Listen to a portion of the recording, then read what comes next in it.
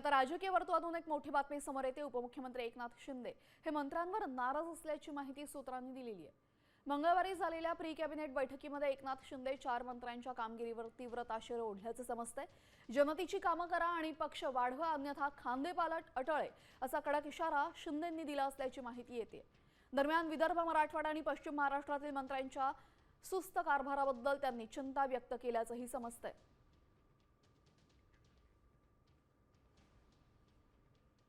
शिंदे मंत्र्यांवर नाराज आहेत का असा प्रश्न या निमित्तानं उपस्थित झालेला आहे। झालेल्या बैठकीमध्ये त्यांनी त्यांची नाराजी बोलून दाखवलेली आहे। कामं करा, लोकांची कामं करा, नाहीतर खांदेपालट अटळ आहे, असं म्हणत त्यांनी थेट इशारा दिलेला आहे। प्री कॅबिनेट बैठकीमध्ये 4 मंत्र्यांना झापल्याची माहिती सूत्रांनी दिली असून मतदारसंघामध्ये पक्षवाढ करा, नाहीतर खांदेपालट अटळ आहे, असा स्पष्ट इशारा त्यांनी दिलेला आहे।